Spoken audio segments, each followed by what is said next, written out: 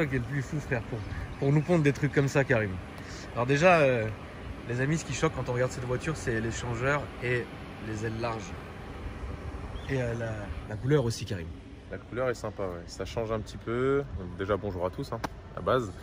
Ouais, ça change un petit peu. C'est une couleur qui est grise, mais c'est un gris qu'on ne voit pas tous les jours. C'est un gris qui a été fait par le carrossier à la demande du client. À la base, le client avait fait un gris Nardo dessus. Il n'a pas du tout aimé. Hein, donc, il a fini par modifier un petit peu le gris Nardo et ça a donné ce gris qui est pas trop mal. D'ailleurs, il a raison. Parce que, enfin, c'est mon avis personnel, hein, mais encore une fois de plus, étant donné que j'ai travaillé pas mal en carrosserie, si tu veux, le gris Nardo pour moi, ça reste un travail inachevé parce que avant de peindre, tu as de l'après et l'après, ça ressemble à du gris Nardo. Donc j'ai un petit peu de mal avec cette couleur et puis ça s'est un petit peu trop démocratisé à mon goût. Donc je suis pas très fan de ça. Alors que là, c'est un gris. C'est un gris, filme-le. Hein, bien étudié quand même. Voilà. Hein. On le voit. C'est vrai que la voiture est très méchante, hein, par contre.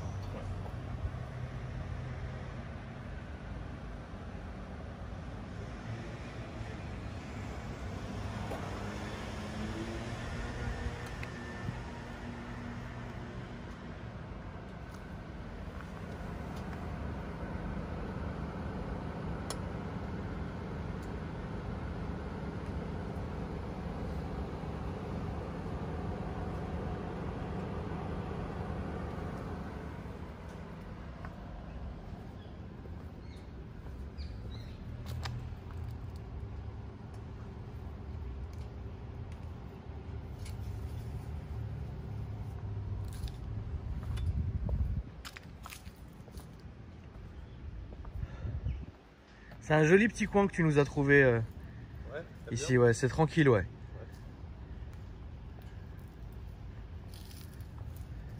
Là, je vous filme l'intérieur, hein, l'extérieur, pardon, les amis. Puis après, évidemment, Karim va vous montrer la petite surprise qu'il y a dedans. Parce que maintenant, dès qu'on filme Karim, vous savez qu'il y a une petite surprise qui va avec. J'ai prévu mon casque. J'ai prévu mon casque, donc ça va aller. Ouais, ça va bien se passer. Karim, j'ai une question que je me suis toujours posée, c'est peut-être très con, mais pourquoi Boubou? Pourquoi Boubou? En fait, c'est un surnom qu'on m'a donné, c'est des amis qui m'ont donné ce surnom il y a un certain temps. Et puis c'est resté comme ça, et un jour j'ai un ami qui m'a offert des stickers, il se reconnaîtra. D'accord. Il m'a offert des stickers, et puis c'est resté comme ça depuis. Très bien. Donc maintenant, dans la rue, quand tu croises une voiture avec ce sticker, tu sais que ça sort de chez moi. Tu sais que ça sert à rien de le coller et de mettre des appels de phare, quoi. Ouais, ça après tu peux essayer. Moi personnellement, tu me fais ça, je me range à droite et je te laisse passer, quoi. C'est mignon. Karim, tu peux nous montrer et nous expliquer la petite surprise sur cette voiture, s'il te plaît. Rapidement, pour parler de cette voiture, donc Golf 6R, full option. Donc, quand je dis full, c'est vraiment full. Rapidement, donc l'auto-ouvrant, la DSG, les sièges Recaro Sanremo chauffants, Keyless Go, rétro-rabattable, I-beam, bref, il y a tout ce que tu peux avoir sur cette voiture. Les phares à fond noir, tout. Il y a un bon kit carrosserie, donc les ailes sont larges à l'avant, on peut le voir, c'est des ailes en fibre avec un kit large. Il y a des ouvertures au niveau du capot, il y a des petites prises d'air qui sont réelles. Hein. Ouais. Tu peux voir à travers, on peut apercevoir le moteur. Voilà, donc on voit déjà la couleur, ça annonce déjà. Oui, ça annonce déjà. Ça annonce déjà qu'il n'y a pas un truc d'origine en dessous. Puis c'est tout, voilà. Après, c'est une voiture bien optionnée. Et la surprise en fait là-dessus, c'est que le client nous a demandé ce que je fais assez régulièrement sur ces voitures-là maintenant, c'est un swap. Donc le moteur qu'il y a dedans, c'est un 2,5 litres, un moteur de RS3 accouplé à sa boîte DQ500 en boîte 7. Et c'est une voiture qui fonctionne comme d'origine. Il y a une petite préparation qui a été apportée aussi en même temps au passage. Donc il y a un turbo hybride qui a été monté dessus, un TTH 550. C'est une voiture qui va retourner d'où elle vient, qui repart en Guyane, donc elle va rouler exclusivement au samplon 95, elle aura son multimap. Et puis voilà, donc je vais t'ouvrir le capot que tu puisses déjà voir en dessous.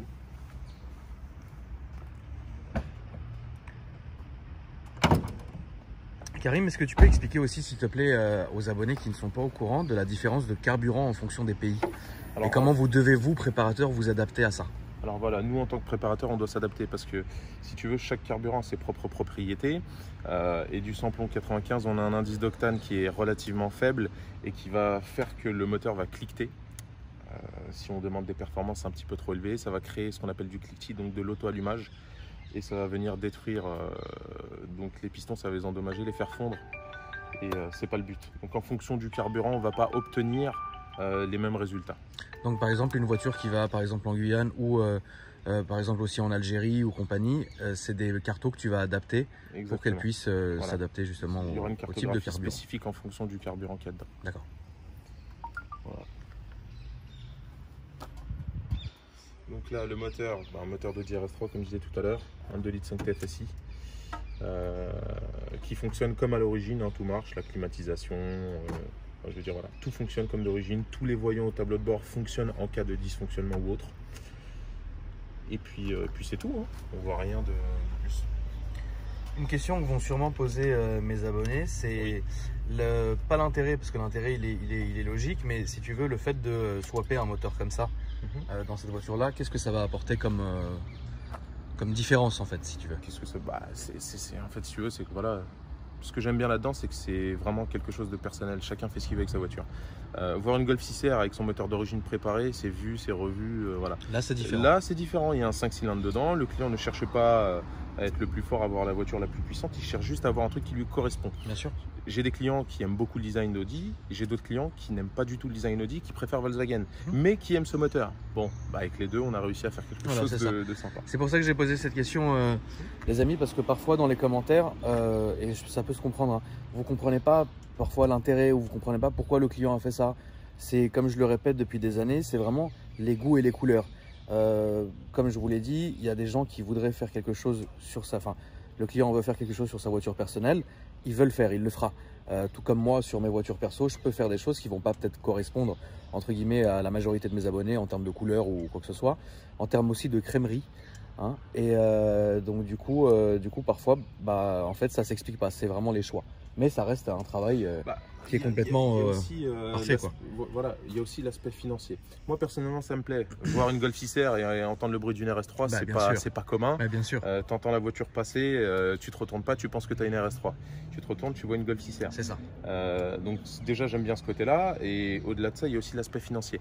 J'ai des clients qui me demandent des préparations moteurs, mais qui ne se rendent pas forcément compte du coût que ça peut engendrer une préparation moteur. On peut en parler, hein, Karim. Voilà. Et parfois, ça revient moins cher de faire un swap 5 cylindres comme celui-ci que de faire une préparation complète sur un 2 litres TFSI qui sera peut-être pas adapté ou moins fiable. Là, si on faisait un 2 litres TFSI bien préparé pour aller là-bas avec du samplon 95, c'était pas la meilleure idée. Et en termes de coûts financiers maintenant, est-ce que tu as des exemples par exemple? Bien sûr. Alors, cette Golf 6R, le projet a coûté 15 000 €. Pièces et main d'œuvre inclus. C'est-à-dire que le client dépose sa voiture, il vient la récupérer clé en main, où tout fonctionne, il appuie sur le bouton start et puis il se fait plaisir. La carto est inclus dedans, le montage du gros turbo, voilà, tout est inclus dedans. C'est un forfait qu'on fait à 15 000 € et on se charge d'aller récupérer nous-mêmes toute la partie mécanique. On préfère vendre la partie mécanique que si demain un client nous ramène un moteur, une boîte et qu'on fait tout le swap et que le moteur a un problème, pas top. Donc on le rappelle aussi, si les gens te cherchent, tu fais aussi de la prépa qui n'a rien à voir avec ça. Tu peux faire du stage 1, du stage 2 et ça peut aller jusqu'à... Alors on fait de l'entretien classique jusqu'au stage 4. C'est-à-dire que vous pouvez très bien venir chez nous pour une simple vidange, pour une révision classique, un stage 1, stage 2 ou plus. Il y a certains trucs qu'on fait, d'autres qu'on ne fait pas. On ne se lance pas dans les choses qu'on ne maîtrise pas totalement. Et puis voilà. Très bien.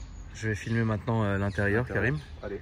Et puis, ouais, c'est un travail remarquable. Il y a beaucoup de temps de travail pour faire ça? Faut compter approximativement 10 jours. 10 jours de travail. 10 jours de travail. D'accord. Bon, écoute, franchement. Alors, c'est vrai que tout à l'heure, quand on était à l'intérieur, déjà, comme tu l'as dit, elle est full option. Et puis je trouve, et c'est mon avis personnel, que tout va avec tout en fait dans cette voiture. L'intérieur est homogène avec l'extérieur, même si vous regardez, hein, y a des arceaux et compagnie, ça va pas dénaturer l'intérieur, ça va pas dénaturer le produit. Et c'est une voiture qui est, on le rappelle, est complètement roulable tous les jours et utilisable tous les jours. Et c'est même d'ailleurs, je pense, le but de cette préparation. C'est le but, c'est le but.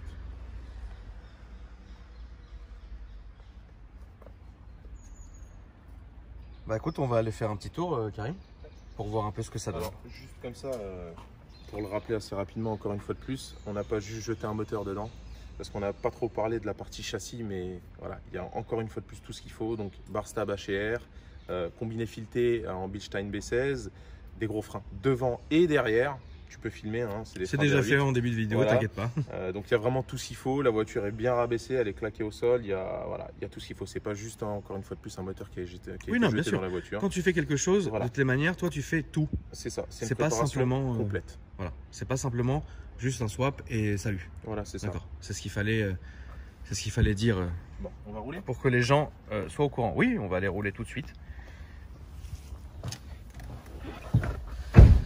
Donc sera prévu les amis avec cette voiture un essai autoroutier. Aujourd'hui on va faire un peu de ville parce que j'essaye d'alterner dans mes vidéos les essais sur route et les essais sur autoroute. Bon, ça doit vous changer de Paris, les embouteillages et les dodanes. Là maintenant on essaye de faire en sorte que tout le monde y trouve un peu son compte. Donc c'est pour ça qu'aujourd'hui on va faire un essai exclusivement en ville. Donc ça va, ça roule très bien. Il n'y aura pas de souci là-dessus. Et dans un avenir proche, on fera une vidéo sur la voiture, sur l'autoroute, histoire de vous montrer vraiment les performances pour vous en preniez plein les yeux et moins plein de fions. Voilà. Donc, à première vue, au ressenti, déjà, on entend le son. Il faut savoir aussi quelque chose, c'est que Karim, c'est pas le genre de personne qui conduit comme si on allait à l'église. Quoi qu'il, même si on va acheter le pain, bah, il y a quand même une petite conduite qui fait plaisir. C'est important, c'est beau. On y va rapidement. On va essayer de pas se faire refaire l'avant tout de suite. Ouais. On va attendre un peu. Donc caméra de recul évidemment. Comme tu l'as dit, elle est full de chez full. Ça c'est très agréable.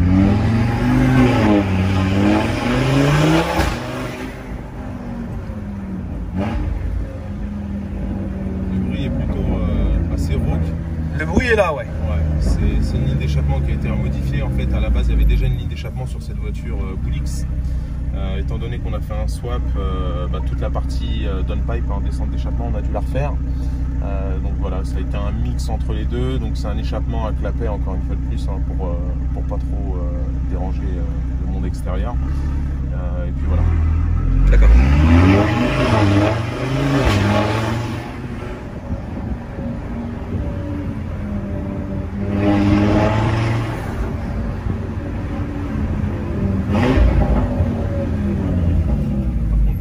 Elle est tellement basse avec la lame devant. Oui, il faut faire attention. Voilà.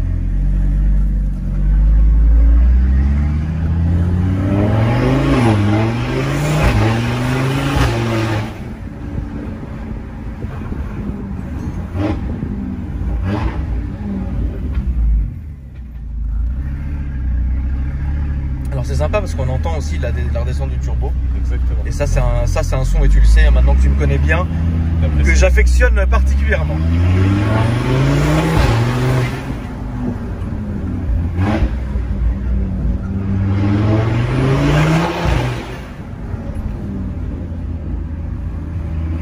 On reste toujours dans les limitations de vitesse, bien entendu. Toujours, hein, ça c'est très important chez nous.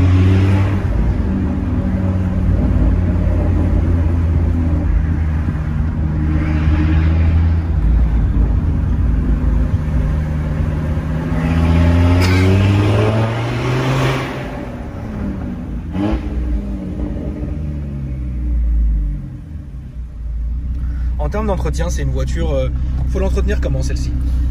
Tu l'entretiens, tu fais une vidange, on va dire entre 10 et 15 000. Si tu es assidu, tous les 10 000 c'est bien, 15 000 voilà, ça peut passer aussi. Il n'y a pas grand chose dans la voiture, c'est un bloc moteur qui est d'origine, c'est un bloc stock, il y a juste un turbo hybride, une descente d'échappement et une admission, il n'y a pas grand chose. Après voilà, c'est sûr que vidanger ses moteurs tous les 25 000, non, c'est pas mon truc. Et pour moi, c'est pas respecter la mécanique. Remplacer les fluides, c'est très très important, et le temps de chauffe aussi. Si tu respectes tes révisions, ton temps de chauffe, en règle générale, tu n'as pas de problème. Et ça, c'est une prépa qui est très fiable, hein. On est limite à un stage 2. Quoi. Ouais. Un turbo hybride. Certains appellent ça un stage 3, après la dénomination est propre à chaque préparateur. Moi personnellement, c'est pas vraiment un stage 3, quoi, tu vois. Il y a toujours eu une espèce d'incompréhension et de confusion avec la dénomination des stages, en fait, stage 1, stage 2, stage 3, stage 4. toi, qu'est-ce que tu peux nous dire là-dessus, Karim? Comme je te disais précédemment, en fait, si tu veux, c'est propre à chacun. Moi, personnellement, une voiture comme la mienne ou celle à Polo, j'appelle ça un stage 3. D'accord. Tu vois, voilà, c'est propre à chacun. Pour moi, un stage 3, c'est à partir du moment où on est sur un bloc moteur qui a été forgé, refait.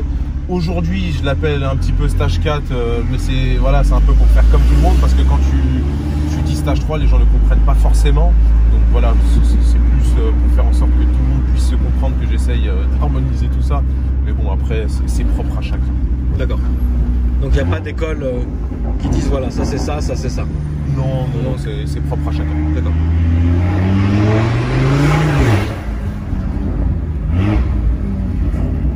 Et on va avoir du mal à faire une accélération. Hein. Ouais, mais c'était important de faire l'essai comme ça pour te rendre compte en fait que la voiture peut rouler évidemment en ville et va très bien. Drive et que je ne m'amuse pas à passer les rapports comme un sagouin, ouais, y a pas de problème.